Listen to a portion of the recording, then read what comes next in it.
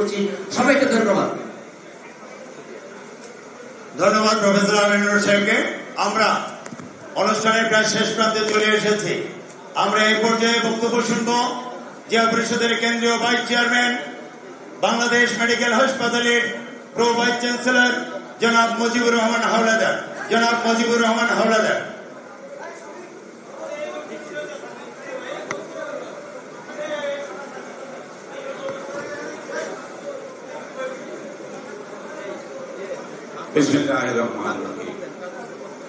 জিয়া পরিষদ কর্তৃক আয়োজিত আজকের জুলাই অভ্যুত্থান প্রত্যাশা ও প্রাপ্তি শীর্ষক এই আলোচনা অনুষ্ঠানের সম্মানিত সভাপতি, জিয়া পরিষদের সিনিয়র ভাইস চেয়ারম্যান, মঞ্চে উপবিষ্ট আজকের এই অনুষ্ঠানের প্রধান আকর্ষণ বাংলাদেশ জাতীয়তাবাদী দলের সংগ্রামী মহাসচিব, পরিচ্ছন্ন রাজনীতির প্রতীক, বাংলাদেশের বিভিন্ন আন্দোলন সংগ্রামে যার ভূমিকা প্রশ্নাতীত এবং যিনি আমাদেরকে এই জুলাই অভ্যুত্থানে এই পর্যন্ত নিয়ে আসার পিছনে তার জেল জুলুম নানা রকমের সমস্যার মধ্য দিয়ে আমাদেরকে নেতৃত্ব দিয়ে আসছেন। আজকের এই অনুষ্ঠানের শুরুতে আমি বলতে চাই, জুলাইয়ের যে চেতনা, আমি সকলকে আমি রক্তমাখা এই চেতনার রক্তিম শুভেচ্ছা জানিয়ে আমি একটি কথা বলতে চাই। তা হলো, আমাদের প্রত্যাশা কি ছিল? দীর্ঘ এই ফ্যাসিস্টের যে জুলুম নির্যাতন গুম খুন এর ফলে বিএনপিকে, বাংলাদেশ জাতীয়তাবাদী দলকে নিশ্চিহ্ন করার চেষ্টা করেছিল, ভাঙতে চেষ্টা করেছিল, রিভিশন করার চেষ্টা করেছিল, কোন চেষ্টা বাদ ছিল না, কিন্তু সেটি পারে নাই। বর্তমানে আমি যে প্রেক্ষাপট দেখছি, এ ধরনের যে যারা ষড়যন্ত্রের বিষ বাষ্প বপন করেছেন, তাদের বিষ বৃক্ষ আজকে উৎপাদন করা সম্ভব হয়নি। তাহলে প্রত্যাশা এবং প্রাপ্তির দিক থেকে আমাদের অনেক কিছু এখনো অতৃপ্ত রয়েছে। আমরা আশা করব ভবিষ্যতে বাংলাদেশে একটি গণতান্ত্রিক রাষ্ট্র ব্যবস্থা, সুষ্ঠু নির্বাচনের মাধ্যমে, গণতান্ত্রিক রাষ্ট্র ব্যবস্থার মাধ্যমে বাংলাদেশের জাতীয়তাবাদী দল এই ক্ষমতায় প্রত্যাশিত হবে। শহীদ প্রেসিডেন্ট জিয়াউর রহমানের যে স্বপ্নের বাংলাদেশ, তার যে প্রত্যাশিত স্বচ্ছতা, সততা এবং দেশপ্রেমের যে নিষ্ঠা আমাদের মধ্যে তিনি রেখে গেছেন, তার প্রত্যাশায় বাংলাদেশ তৈরি হবে। বাংলাদেশ জাতীয়তাবাদী দল নেতৃত্বের মাধ্যমে একটি গ্রহণযোগ্য নির্বাচনের মাধ্যমে ক্ষমতায় অধিষ্ঠিত হবে। আমি সকলের এই প্রত্যাশা এবং প্রাপ্তির মধ্যে যারা বিভেদ সৃষ্টি করতে চান, তাদের উদ্দেশ্যে বলতে চাই, সবাইকে ঐক্যবদ্ধভাবে আমাদেরকে এগিয়ে যেতে হবে।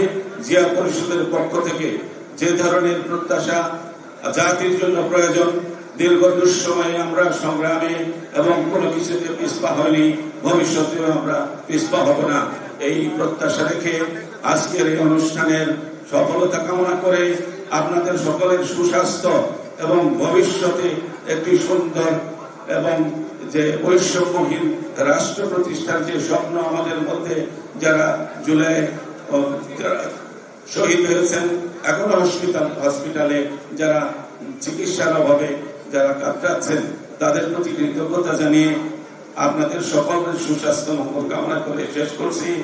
বাংলাদেশ জিন্দাবাদ, বাংলাদেশ জাতীয়তাবাদী দল জিন্দাবাদ, জিয়া পরিষদ জিন্দাবাদ। সকলকে ধন্যবাদ। ধন্যবাদ। প্রধান অতিথির অনুমতি ক্রমে আমরা এই পর্যায়ে বক্তব্য নিয়ে আসছেন আজকের অনুষ্ঠানের সভাপতি, জিয়া পরিষদের কেন্দ্রীয় ভাইস চেয়ারম্যান, বীর মুক্তিযোদ্ধা professor doctor Mohammad Shafiqul Islam. Professor doctor Mohammad Shafiqul Islam.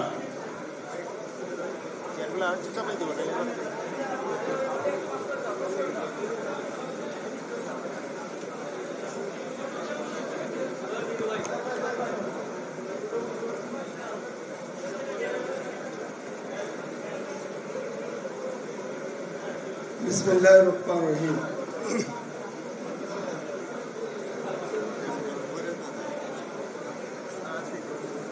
Fascist হাসিনার পতন এবং শ্বশুরবাড়ি পলায়নের বর্ষপূর্তি উপলক্ষে আজকে জুলাই বিপ্লবের প্রাপ্তি এবং প্রত্যাশা নিয়ে জিয়া পরিষদ কর্তৃক আয়োজিত আজকের এই অনুষ্ঠানের প্রধান অতিথি জাতীয়তাবাদীর মুক্ত প্রতীক মির্জা ফখরুল ইসলাম আলমগীর, জিয়া পরিষদের সফল মহাসচিব মুমতাজ হোসেন সহ বিভিন্ন বিশ্ববিদ্যালয় থেকে আগত বিভিন্ন ব্যাংক বিমা থেকে আরম্ভ করে বাংলাদেশের আনাচে-কানা থেকে বিভিন্ন পর্যায় থেকে আগত ঢাকা মহানগর সহ ঢাকার আনাচে-কানা থেকে আগত জিয়া পরিষদের নেতৃবৃন্দ, উপস্থিত সাংবাদিক ভাইয়েরা, জিয়া পরিষদের পক্ষ থেকে আপনাদের সবাইকে সালাম। সভাপতির বক্তব্য দেওয়ার সুযোগ নেই, বক্তব্য দিবে আজকের প্রধান অতিথি। 5 মিনিট যেহেতু সময় পেয়েছি, দুটো কথা বলতে চাই। আপনারা জানেন, নাম বলল অসুবিধা নেই, জামাতে ইসলাম একসময় ছিল আমাদের জোটের অংশ। তারা একসময় আওয়ামী লীগের সাথে জোট করে বেগম খালেদা জিয়াকে ক্ষমতা থেকে নামাবার চেষ্টা করেছেন এবং তারা সফল হয়েছে। এবং সেই জামাতে ইসলামের কি দশা হয়েছে, আওয়ামী লীগ কি করেছে, সেটা আপনারা সবাই দেখেছেন, আমরাও দেখেছি। এখন আবার নতুন করে আবার তারা দেশের আনাচে কানাচে বিভিন্ন জায়গায় বক্তব্য দিচ্ছে বিএনপির বিরুদ্ধে। কিন্তু আপনারা কি লক্ষ্য করেছেন, তাদের সম্মেলন হয়েছে, আমাদের মহাসচিবকে বা বিএনপির পক্ষ থেকে কাকে দাওয়াত করা হয়নি। তাতে কি হয়েছে? ডক্টর শফিকুর রহমান অসুস্থ হয়েছেন, হাসপাতালে গিয়েছেন, পিছনে পিছনে আমাদের মহাসচিব তাকে দেখতে গিয়েছে, সারা বিশ্ব দেখেছে এবং সারা দেশের মিডিয়া এবং বিশ্বের মিডিয়া সেটা অবলোকন করেছে। এটাই হলো শহীদ জিয়ার আদর্শ, এটা হলো দেশনেত্রী বেগম খালেদা জিয়ার আদর্শ, এটা হলো তারেক রহমানের আদর্শ, এটা হলো আমাদের মির্জা ফখরুল ইসলামের আদর্শ, এটাই হলো জাতীয়বাদীর আদর্শ। অত ভাইরা আমার, আগামীতে আমরা কারোর বিরুদ্ধে কুৎসারণা নয়, আমরা বরং সহনশীল আচরণ দিয়ে, আমাদের আচরণ দিয়ে আমরা জনগণকে মুক্ত করব। জনগণ জানে দীর্ঘ 14-16 বছর আমরা রাস্তায় ছিলাম। এই যে আন্দোলনটা হলো জুলাই আন্দোলন, এই আন্দোলনের পথ তৈরি করে দিয়েছে কারা? এই আন্দোলনের কারা সত্যিকার শক্তি যোগাইছে কারা? এই আন্দোলনকে সফল করার জন্য পিছনে অনেক রক্ত জাতীয়তাবাদী শক্তি দিয়েছে। অতএব আমরা আগামীতেও ইনশাল্লাহ আমরা পিছপা হব না, আমরা আছি অতন্ত্র প্রহরীর মতো।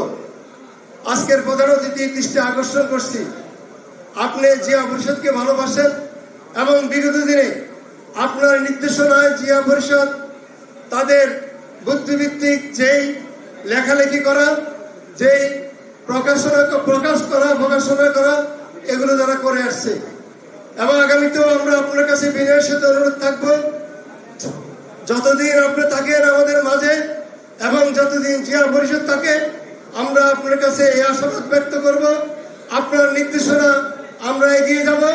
বিগত দিনে যেমনি আমরা আপনার নির্দেশনা পালন করার চেষ্টা করেছি, আমরা আমাদের প্রাপ্তি কম নয়, আপনি জানেন আমাদের অনেক বই আমরা ইতিমধ্যেই আমরা প্রকাশ করেছি।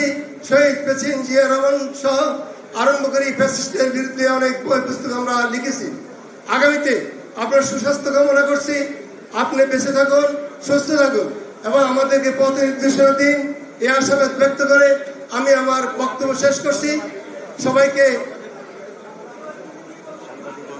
সাংবাদিক বন্ধুরা, আপনারা প্রতিবারের মতো এবারও আমাদের পাশে দাঁড়িয়েছেন, আপনাদের সবাইকে ধন্যবাদ দিয়ে, আগত মেহমানদের ধন্যবাদ দিয়ে আমি আমার বক্তব্য শেষ করছি। খোদা হাফেজ। বাংলাদেশ জিন্দাবাদ, জাতীয়তাবাদী দল জিন্দাবাদ, জিয়া পরিষদ জিন্দাবাদ। সবাইকে ধন্যবাদ। আসসালামু আলাইকুম ওয়া রাহমাতুল্লাহি ওয়া বারাকাতুহু। সম্মানিত উপস্থিতি, আজকের যে বিষয়বস্তু, আমরা জুলাই বিপ্লব প্রত্যাশা ও প্রাপ্তি, কি পেয়েছি কি পাইনি পুরো জাতি জানে। আমরা ফ্যাসিস্ট শেখ হাসিনাকে বিদায় করতে পেরেছি, কিন্তু গণতন্ত্র এখনো পূর্ণাঙ্গ রূপে আমাদের প্রত্যাশিত অবস্থানে আসেনি। আমরা সেই অপেক্ষায় আছি। আজকে সেই বিষয়বস্তুর আলোকে এ পর্যায়ে প্রধান অতিথির বক্তব্য রাখছেন বাংলাদেশ জাতীয়তাবাদী দলের সংগ্রামী মহাসচিব, পরিচ্ছন্ন রাজনীতির প্রতীক, সাবেক মন্ত্রী, জনপ্রিয় জননেতা জনাব মির্জা ফখরুল ইসলাম আলমগীর। জনাব মির্জা ফখরুল ইসলাম আলমগীর।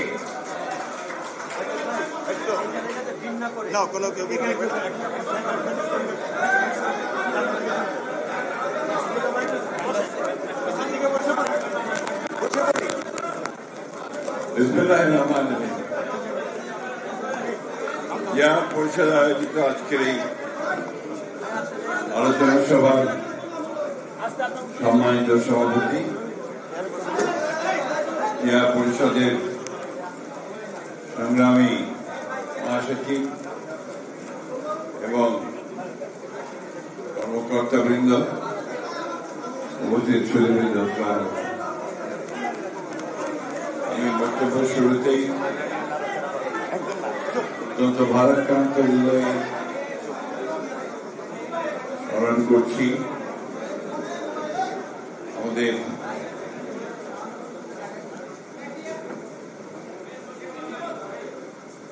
স্কুলটার নাম কি? মাইলস্টোন স্কুলে বিমান দুর্ঘটনায় আমাদের যে শিশুরা প্রাণ হারিয়েছে তাদের প্রতি শ্রদ্ধা নিবেদন করছি। এই জুলাই মাসের শেষে আমি শ্রদ্ধা নিবেদন করছি আমাদের সেই সব বীর শহীদদের, যারা গণতন্ত্রকে প্রাতিষ্ঠানিক রূপ দেওয়ার জন্য, ফ্যাসিস্ট শক্তিকে পরাজিত করবার জন্য বুকের তাজা রক্ত রাজপথে ঢেলে দিয়েছেন। তাদের প্রতি গভীর শ্রদ্ধা নিবেদন করছি। শ্রদ্ধা নিবেদন করছি এই দেশের গণতান্ত্রিক আন্দোলনের জন্য যিনি আজীবন সংগ্রাম করেছেন, এখনো অসুস্থ অবস্থায় যিনি চিকিৎসাধীন আছেন, আমাদের দলের চেয়ারপারসন, গণতন্ত্রের আপসীন নেত্রী দেশনেত্রী একই সঙ্গে শ্রদ্ধা জানাচ্ছি এই দেশের অসংখ্য গণতান্ত্রিক আমি দেশপ্রেমিক মানুষ, যারা বিগত সরকারের অর্থাৎ ফ্যাসিস্ট সরকারের অত্যাচারে নির্যাতিত প্রাণ হারিয়েছেন। আমি আল্লাহর কাছে দোয়া চাইছি অত্যন্ত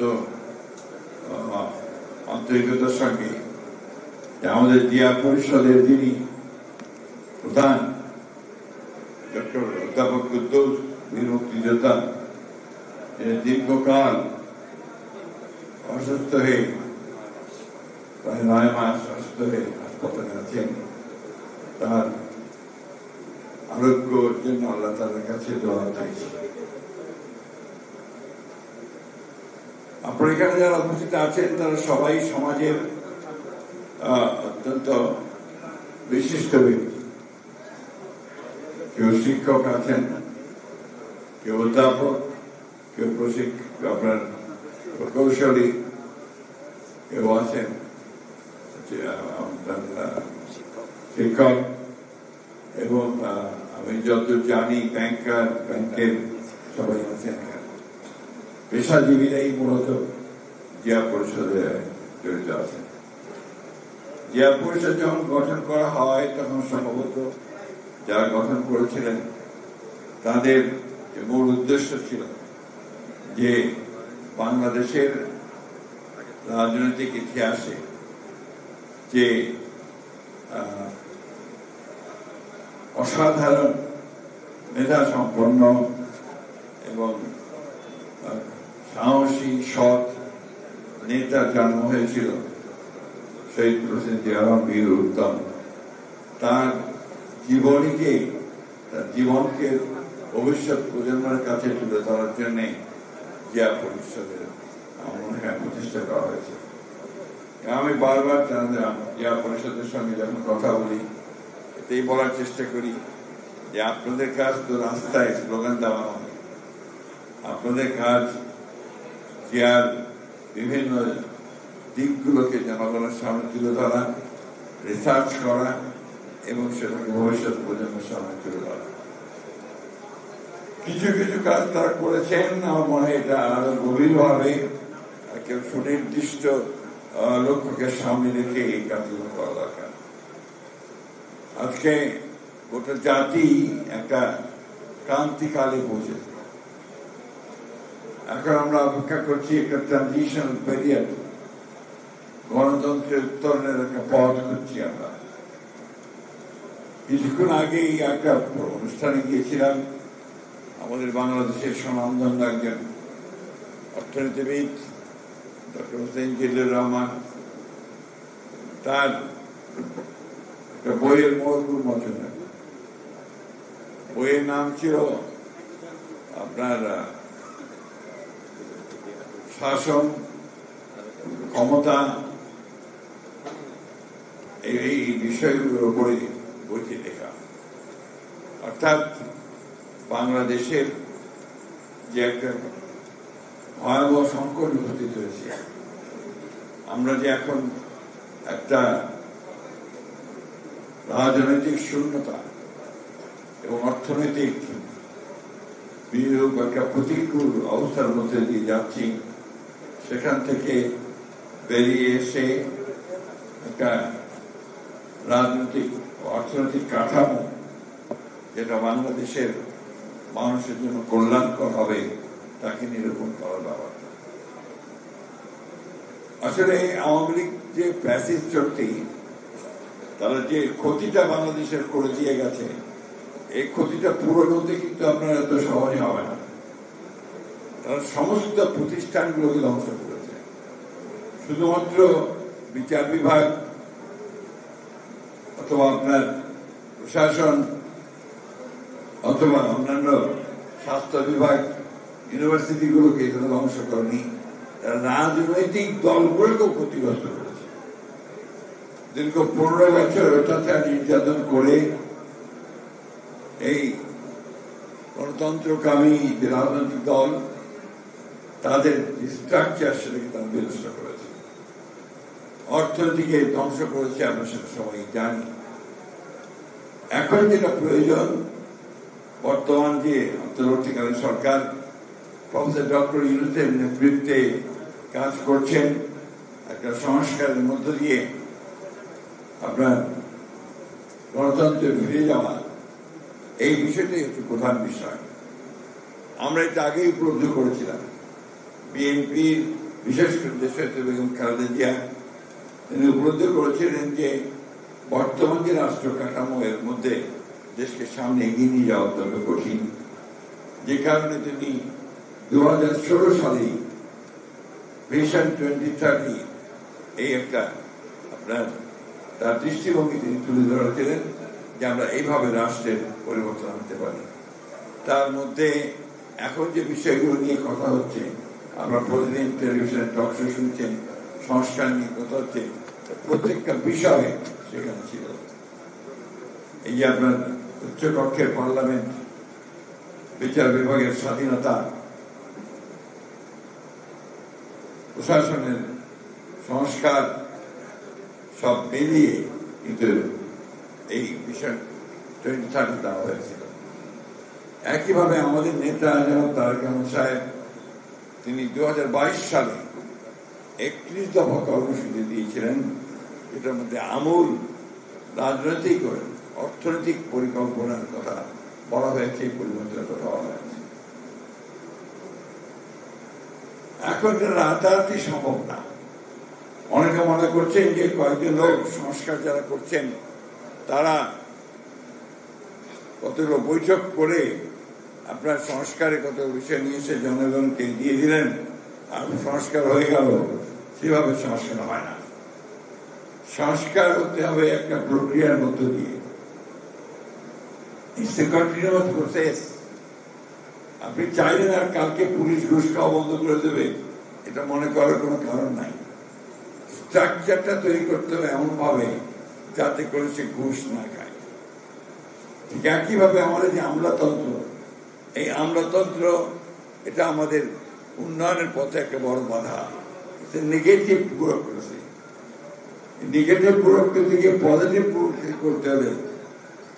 তার জন্য যা যা করা দরকার, অর্থাৎ মূল কাজ হচ্ছে জনগণের সঙ্গে সম্পৃক্ত করা, সেই বিষয়গুলো করতে হবে।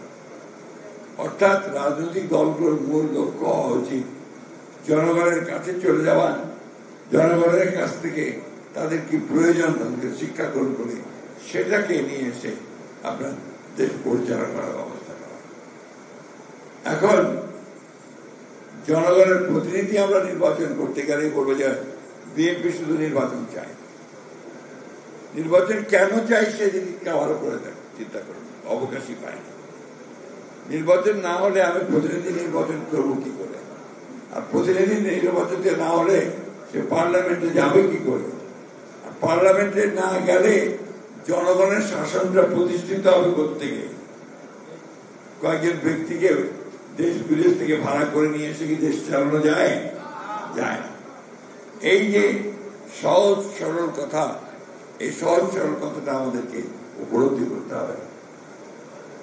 একটা বাংলাদেশে এখন একটা জগা খিচুড়ি ঘটনা চলছে। কিছু কিছু লোক, কিছু কিছু রাজনৈতিক দল, তারা বিভিন্ন রকম কথা বলতে শুরু করেছে এবং যে বিষয়গুলোর সঙ্গে বাংলাদেশের কোনো সম্পর্ক নেই। যেমন আপনার দেখুন, খুব জোর করে বলছে, জোর গলায় বলছে যে আপনার প্রপোর্শনাল ইলেকশন, অর্থাৎ আপনার বাংলা কি প্রপোর্শনাল ইলেকশন, আনুপাতিক হারে যে আপনার পিয়ার পদ্ধতি নির্বাচন। আমাদের সাধারণ মানুষ তো বোঝেই না যা আনুপাতিক হারের নির্বাচনটা কি। তারা জানে যে একজন ক্যান্ডিডেট দেবে পার্টি, সেই ক্যান্ডিডেটের যে মার্কাই হোক, ধানের শীষ অথবা আপনার দাঁড়িপাল্লা অথবা আপনার কুড়া পাতা যাই হোক, সেখানে গিয়ে সে ভোটের দিন ভোট দেবে, ভোট দিয়ে সে নির্বাচন করবে, তাই না? এখন এনারা বলতে শুরু করছে না, আনুপাতিক হবে। আনুপাতিকটা কি জিনিস সাধারণ মানুষকে জিজ্ঞেস করেন, তারা বলতে পারবেন না। আমরা যারা রাজনীতি করে কিছুটা বোঝার চেষ্টা করি, তাতে করে ভোট হবে, জনগণ ভোট দেবে, যে দলটি সবচেয়ে বেশি ভোট পাবে তারা তাদের নমিনেশন দেবে পার্লামেন্টে যাওয়ার জন্য। এতে করে আমাদের দেশের সাধারণ মানুষ যারা তাদের এলাকাতে একজন নেতা চায়, প্রতিনিধি চায়, তার কাজগুলো করার জন্য সে একজন নেতৃত্ব খোঁজে, সেটা কোনো মতেই সম্ভব হবে না। আমরা এই কারণেই বলেছি যে লোয়ার যে আপনার পার্লামেন্ট, অর্থাৎ নিম্ন কক্ষের যে পার্লামেন্ট, সেই পার্লামেন্টে আমরা আনুপাতিক হারে নির্বাচন কথা আমরা চিন্তা করি না। বন্ধুগণ, আপনারা জিয়া পরিষদ করছেন, জিয়া পরিষদ করলে দায়িত্বটা অনেক বেশি এসে দাঁড়ায়।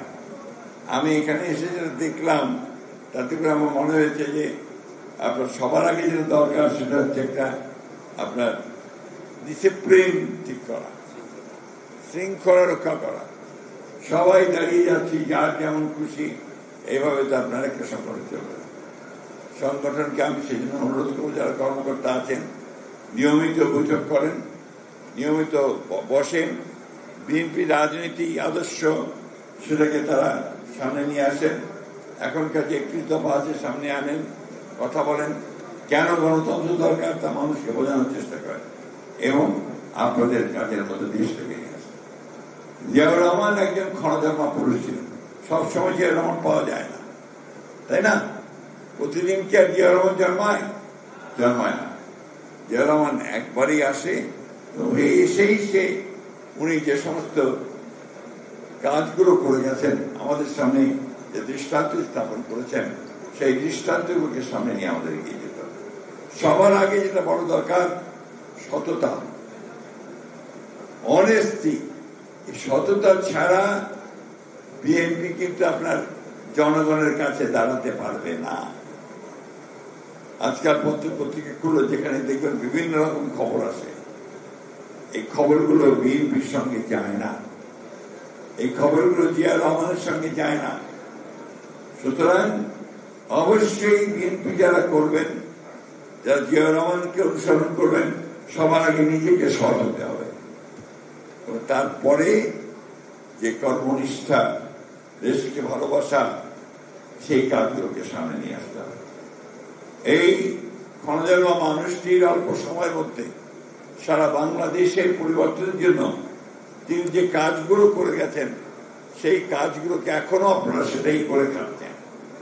এই যে গার্মেন্টস, এই গার্মেন্টস যদি তৈরি শুরু করতে না করতেন, তাহলে রেমিটেন্স আপনাদের আসতো না, আপনার সেই বৈদেশিক মুদ্রা আপনারা পেতেন না, আর লক্ষ লক্ষ মেয়েদের যে কর্মসংস্থান, সেই কর্মসংস্থান হতো না।